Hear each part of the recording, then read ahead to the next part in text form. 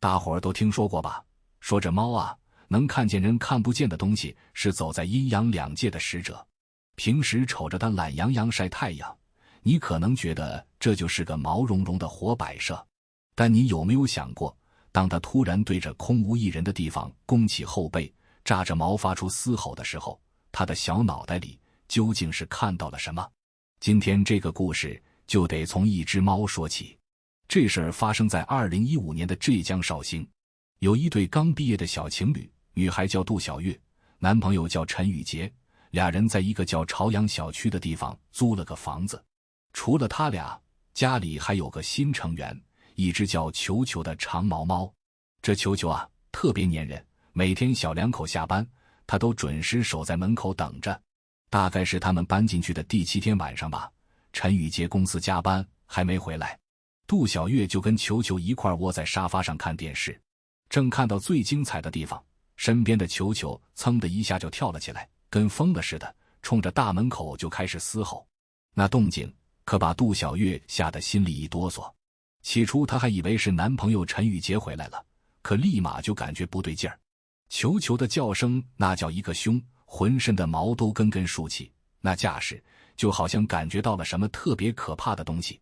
杜小月被球球这副样子搞得心都提到了嗓子眼，刚想看看门口到底有什么，门咔嗒一声开了，她男朋友陈宇杰推门走了进来。可谁都没想到，一向温顺的球球在瞧见陈宇杰之后，那反应简直就像是见到了什么不干净的东西，一个劲儿地冲他炸毛。好不容易把球球安抚下来，他就自己钻进了笼子里，任凭怎么叫唤，死活都不肯出来。这时候陈宇杰叹了口气，开口说道：今天还真是有点邪门。原来他在回家的路上碰到了一件挺诡异的事儿。他下班回家跟往常一样，进了电梯就按了自己家住的12楼。就在电梯门马上要合上的时候，一位老太太走了进来。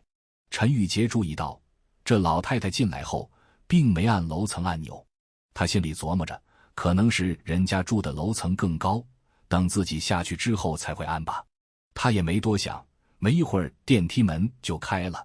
因为只有他一个人按了楼层，他下意识地以为到12楼了，便直接走出了电梯。直到他走到家门口，掏出钥匙准备开门时，却发现这钥匙怎么拧都打不开门锁。他刚准备敲门，可一抬头才发现自己居然走错了楼层，他开的是10楼的门。陈玉杰心里直犯嘀咕，心想幸亏这家人没在家给他开门，不然可就太尴尬了。于是他赶紧跑回电梯，回了自己家。杜小月听完之后倒没觉得哪里不对劲，只觉得是陈玉杰自己光顾着玩手机，所以才下错了楼层。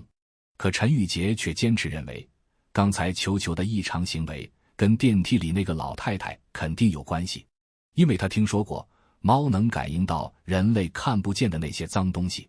杜小月一听这话，瞬间感觉后背有点发凉，连忙说：这肯定都是巧合，你别瞎想了。好在第二天什么事都没发生，球球也恢复了正常。可这事儿就像一根刺扎在了陈宇杰心里。到了晚上，陈宇杰下班后并没有直接回家，而是直接去了10楼。他想证实一下，那天晚上遇到的老太太是不是就住在他开错门的那一家。他在10楼的楼梯口足足等了2个半小时，终于看到有人从1003那个房间里走了出来。但开门的并不是那个老太太，而是一个40多岁的女人。陈宇杰注意到那个女人的手臂上还带着笑，他壮着胆子上去一打听，才知道去世的人是她的婆婆。至于那位去世的老人到底是不是电梯里遇到的那位，陈宇杰也不敢再追问下去了。他害怕一旦知道了真相，自己恐怕就不敢再继续住在这里了。